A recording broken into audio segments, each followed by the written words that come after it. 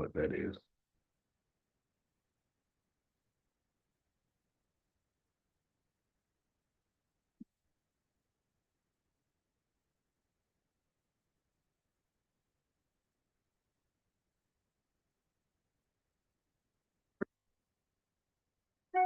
All right, this is Sports for Real. I have been trying to get a few things worked out here today. Had a guest on, and I've been having all kind of problems today. Um, but I'm going to figure this out. So I'm just going to go through what I was going to talk about earlier with the Alabama fan. We're going to try to do it again at a later date. But until then, let me just get through this. Um, just to recap on what I did the other day, I'm getting a lot of response from the Derrick Henry reaction to Lamar Jackson's heroic pass to win that game against the Bengals the other day. If you're not aware of what I'm talking about, he pretty much came up to congratulate Jackson, but Jackson was in the middle of an interview, and he pretty much put the reporter in a position to make a stance to continue the interview with Jackson, hold off Henry, and then get him later. She didn't do that. Once Henry came in, she reacted, and then she forgot all about Jackson. And that was the reporter's fault, but it made Henry look like he was trying to bogart the interview. And a lot of fans have found interest in that. Some of them act like they don't even know what took place. In my opinion, no big deal, and it shouldn't cause any reaction. But some players are vain. They like all the attention on themselves, especially when the attention is being focused on them.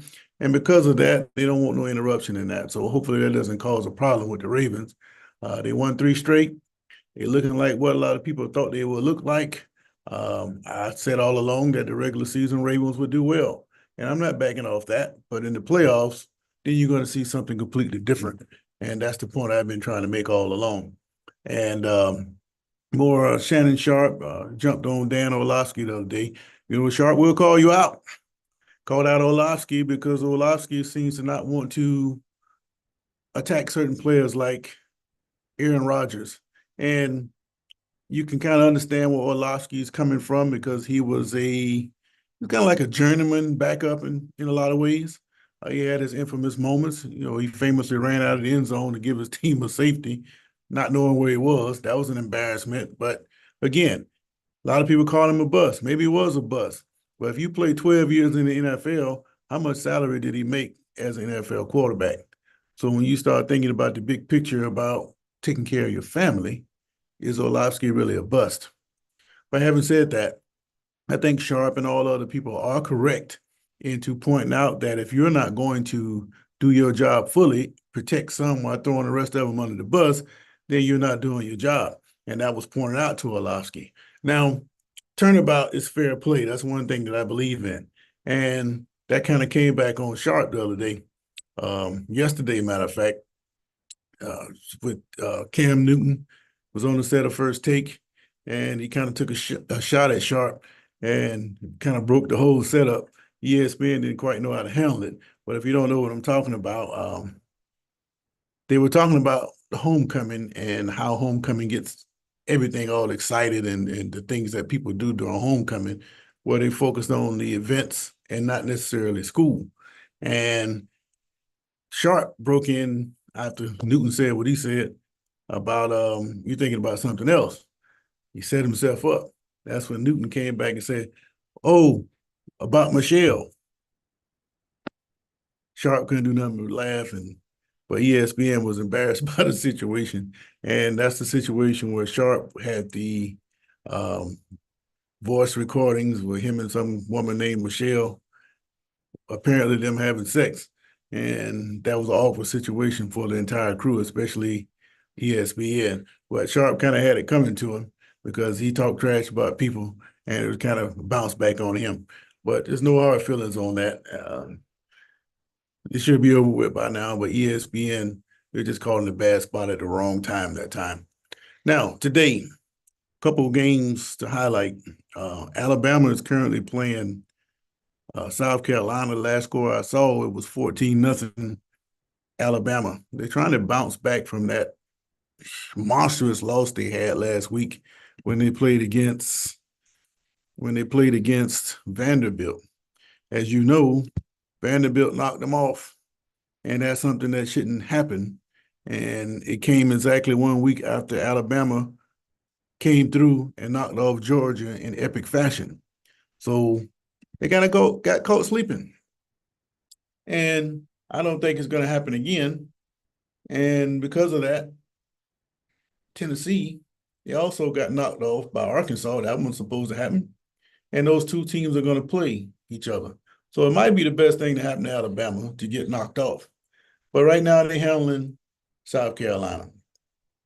Now, in years past in the SEC, you will see games like this, and you know Alabama will bounce back. They're probably going to run the rest of the table, and they're going to see Georgia again in the SEC championship because you had divisional play. But now with the beefed up SEC, meaning that they've added Oklahoma and now Texas, the schedules are now rougher for everybody.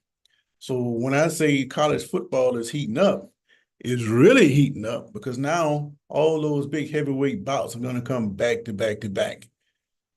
Just to give you an example, Florida has the worst schedule in the nation, in my opinion. After they play, I want to say Kentucky next week. They're playing Tennessee this week. They got Kentucky. Then they got a week off. Then they're going to face the gauntlet. They got Georgia, Texas, and another heavyweight back to back to back. Then you're going to close out with your rival, Florida State.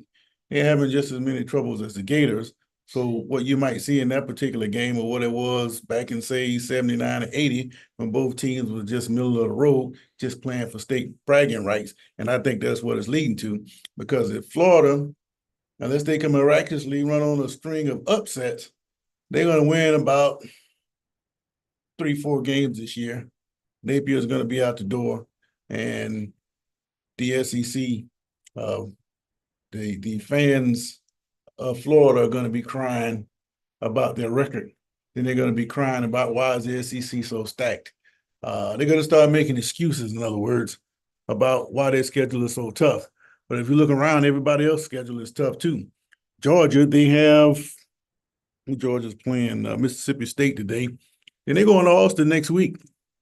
A lot of people had that game circled on their calendar, even the TV networks, because next week, those two teams are going to play in Austin at 7:30. People in Oklahoma, not Oklahoma, but Texas, they want to play that game at 3:30, but they kind of got bumped off because Tennessee is going to be playing Alabama. The bigger game is Texas, Georgia, so that deserves the nighttime game. But the other thing I want to talk about, going along with what I just said, Oklahoma and Texas, they've been playing this Red River rivalry for over 100 years. First as non-conference members, then they joined the Big 12 together, then they left the Big 12 together. Now they're playing in the SEC. Bigger stakes because you're in a different conference. Both teams trying to establish themselves in a new conference, but at the same time, it's turning over the monotonous of the old SEC. Like I said, Alabama is on a clear path to play Georgia in the old system in the championship game, but not this year. It's wide open, and we're going to start seeing some separation beginning this week when Oklahoma takes on Texas, and next week, Alabama, Tennessee, Georgia, Texas. The matchups just start to get heavier and heavier as we go along. And I personally think it's great because after watching college football so many years, I've seen Alabama play LSU 40 times. I've seen Florida play Georgia another 45 times. You keep seeing the same matchups over and over again. I like college football at the beginning of the year and at the ending of the year because at the beginning, you get some matchups that you will normally get. And in the bowl games, the same thing. You'll get matchups that you wouldn't normally get. But now, some of the old games that you used to see in the Rose Bowl, like USC and Michigan, USC today has Penn State. It makes it all the more interesting because you start to get all these matchups that you never seen before, and everything is kind of up in the air. And I think that's great for the sport, especially at a time when players are getting paid now. In essence, they're pro athletes. So if you're going to be pro athletes, produce like a pro athlete, go out and play more meaningful games. And I think that is the case right now. But one other note about that, USC is taking on Penn State.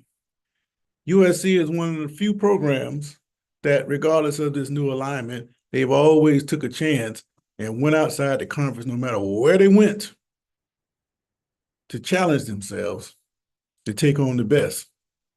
It didn't always happen at the same time, but if you go back and look through the history of college football over the last 75 years, besides Athens, and I think the other places, Clemson, those are the only two locations for teams who have won national championship that USC hadn't been.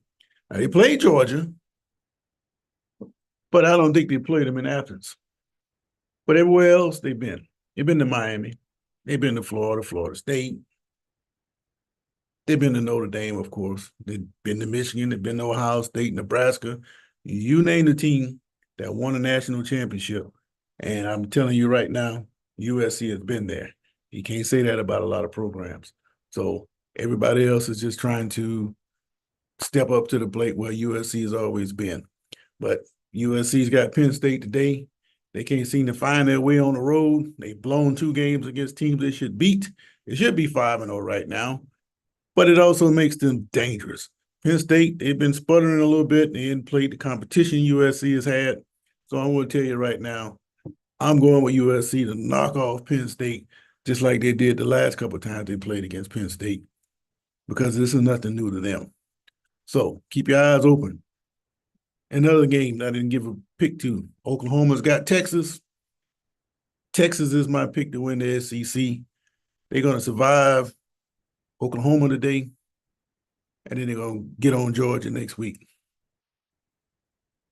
So I'm going with Texas over Oklahoma, and the other pick, USC, to take down Penn State. So until then, I'll get back with you tomorrow. I should have my guest with me. We'll talk a little bit of Alabama football as we move forward and look ahead to the Tennessee matchup. So until then, this has been Sports for Real.